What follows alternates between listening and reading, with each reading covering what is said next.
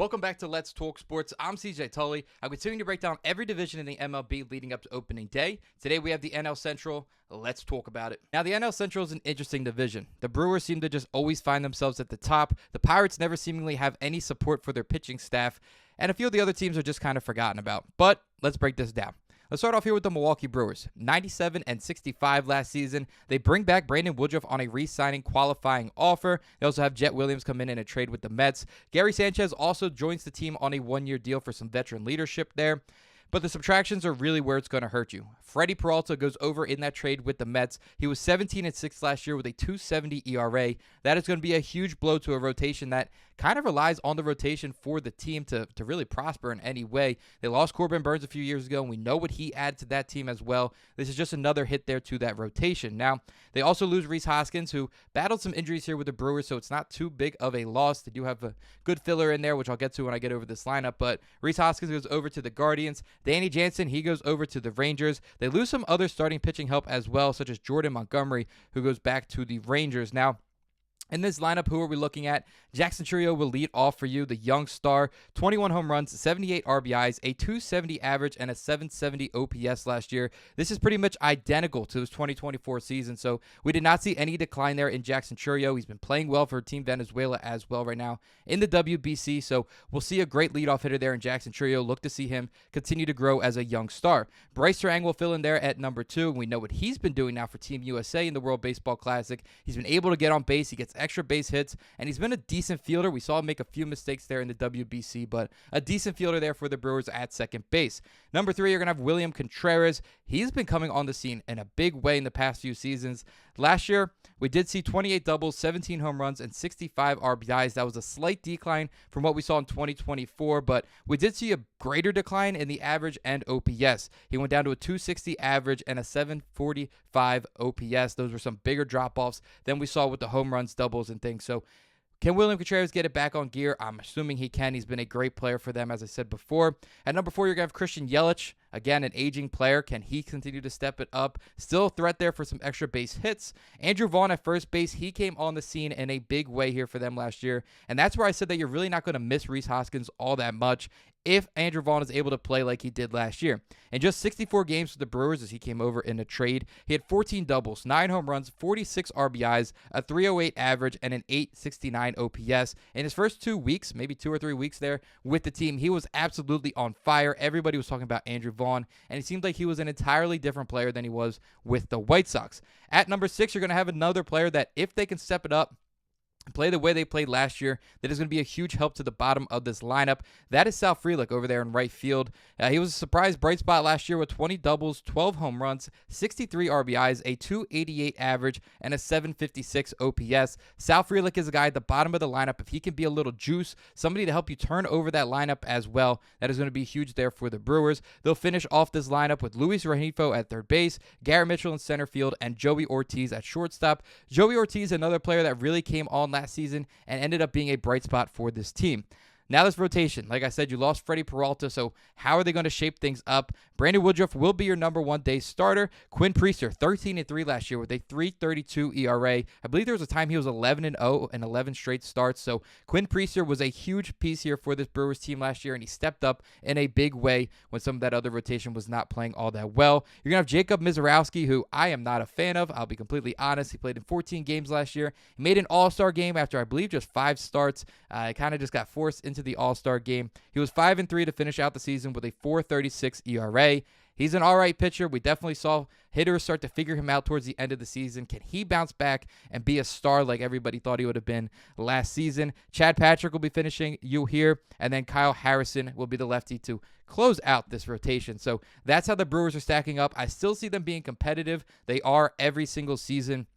I'm just not sure that they're going to be the team to get it done in this division. That then leads us at the St. Louis Cardinals. Last year, 78-84 and finished in 4th place in this division, and they completely fell off the face of the earth. Some additions this season: Dustin May on a 1-year contract,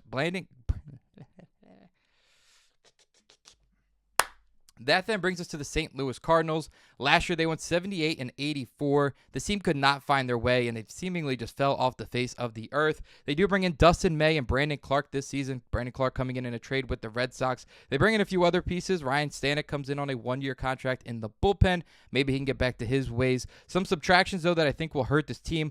Wilson Contreras goes over in that trade with the Red Sox, as does Sonny Gray. That's a big 1-2 punch you're losing there. And Nolan Arenado, a guy who's been all over the place for this team in the past few seasons. He has been traded to the Diamondbacks. Now, he has not been the same player in the last 2 or 3 years, but Nolan Arenado, another veteran that you're losing here on this team.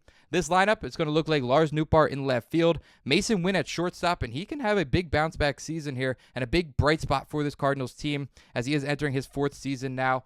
Alec Burleson, he'll be hitting number 3. Ivan Herrera at DH. This is somebody I'm looking at now. Last year, he had a nice season in 107 games, which is a career high for him. He had 13 doubles, 19 home runs, 66 RBIs, a 284 average, and an 837 OPS. He, hitting number 4, could be a bright spot for this Cardinals team that does not have many flashy names on it.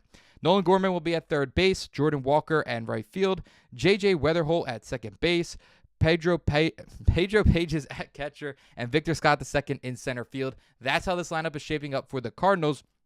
This rotation not looking all that star-studded as well. Matthew Liberatore, he'll be starting off here for you. Dustin May, Andrew Palante, Michael McGreevy, and Kyle Levy will be this rotation for you here for the Cardinals. Again, nothing too flashy for you, but I don't see the Cardinals making it into the playoffs this year for sure. I do think they could finish at the very last place here in this division. That moves us on to my World Series team here in the Chicago Cubs. 92-70 last year. They finished second in the division and got a wild card spot. They do bring in some big pieces. They lose some as well, though, that kind of cancel each other out, but I just love the talent here on this Cubs team. You bring in Alex Bregman on a 5-year contract. You bring in Edward Cabrera on a trade with the Marlins. Now, he has not had the flashiest numbers or the best win-loss record, but we know the talent is there with him. Maybe he could break that free here with a better lineup to back him up with the Cubs. You also have Shota Umanga. He re-signs and accepts his qualifying offer there as a starting pitcher. You're bringing Phil Maton on a 2-year deal out of the bullpen. The big subtractions, though, come in Kyle Tucker, who you brought in last season. He did play well for them. He is a huge loss to this lineup. He goes over to the Dodgers. Brad Keller goes over to the Phillies. Last year, 4-2 with a 2.07 ERA when 68 games pitched. That's a big blow there in that bullpen, but this lineup, to me, is one of the best in baseball, and if they are all playing to their capabilities, this is a team that should definitely find themselves in the playoffs and, in my opinion, in the World Series. Michael Busch will be starting off at first base. Last year, he had a career year. He's played 3 years now in the league. 25 doubles, 34 home runs, 90 RBIs, a 261 average, and an 866 OPS. Michael Busch, a phenomenal leadoff hitter here for you if you are the Cubs. Alex Bregman, I mentioned he comes in from the Red Sox. 114 games last year with 28 doubles, 18 home runs, 62 RBIs, a 273 average, and an 821 OPS. Alex Bregman is going to be a key piece here for this team. Brings in some veteran leadership, and to me, he makes up for the loss of Kyle Tucker, and I think he's a bit of a better defender, in my opinion, as well, slotting in here in this lineup. Ian Happ will be out there in left field. He's definitely been a cornerstone for this Cubs team over the past few years. Seiya Suzuki, he had an interesting year last year. He hit for a lot more power, but his average and OPS certainly took a hit for that.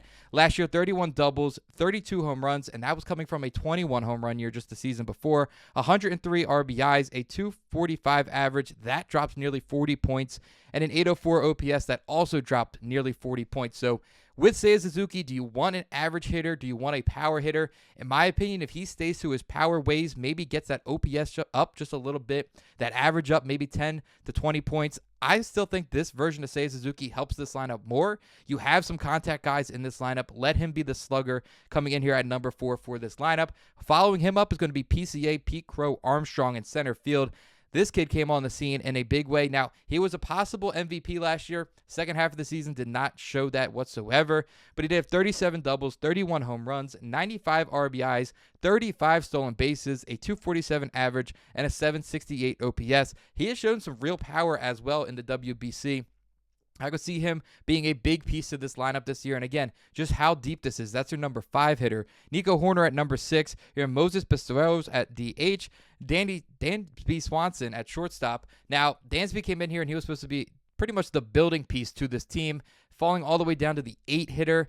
Dansby just has to give some good defense at this point. And then Carson Kelly at catcher, he came on with some big hits last year as well. This rotation, Cade Horton, he was a 2025 rookie, 11-4 with a 2.67 ERA. Matthew Boyd will be the lefty and number 2 in the rotation.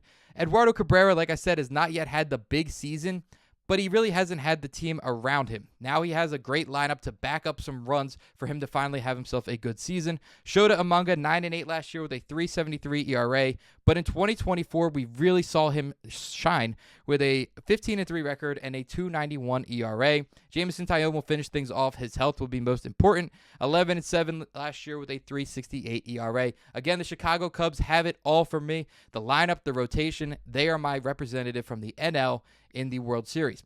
Next up, we're going to have the Pittsburgh Pirates. Now, this is a complete 180 from what we just saw with the Cubs. They lost some big pieces as well. Andrew McCutchen goes over to the Rangers to join their minor league team. They also lose Johan Aveo in a trade with the Red Sox. Now, they do bring in Brandon Lowe in a 3-team trade. They bring in Ryan O'Hearn, and they bring in Marcell Ozuna.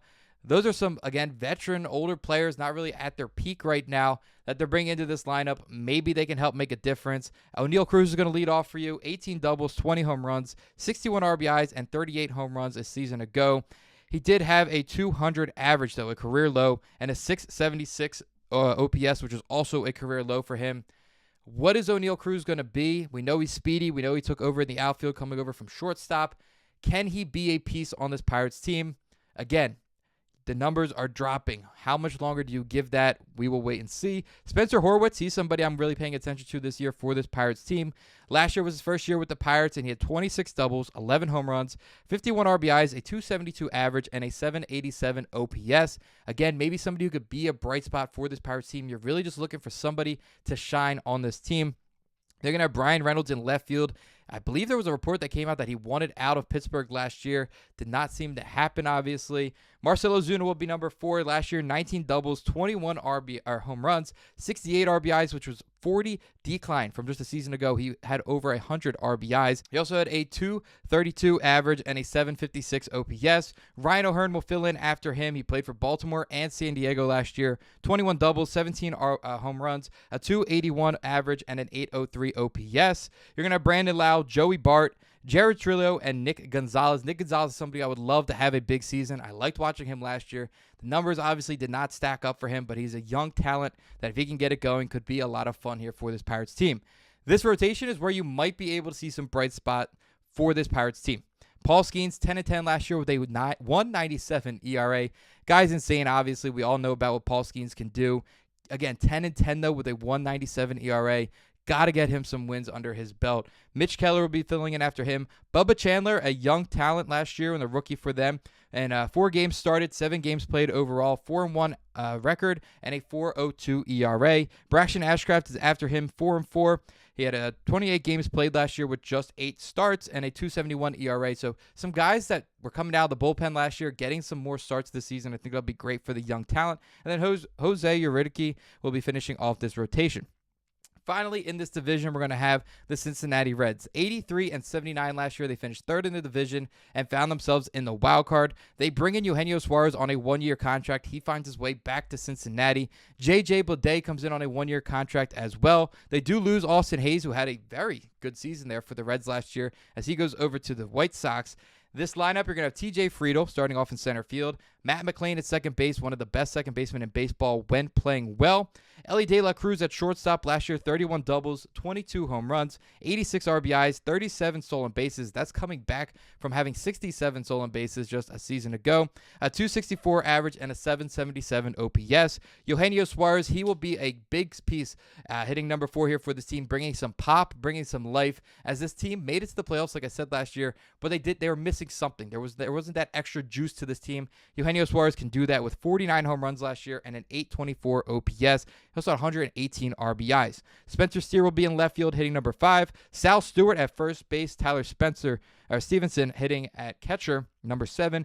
Novio Marte in right field, he's somebody I'm looking at this season to take another step. He had a career year last year with 17 doubles, 14 home runs, 51 RBIs, a 748 OPS, and a 263 average. There's some real growth there from him that I could see continuing into this season. And then Brian Hayes, you brought him over from the Pirates last year. He'll be hitting number 9 at third base.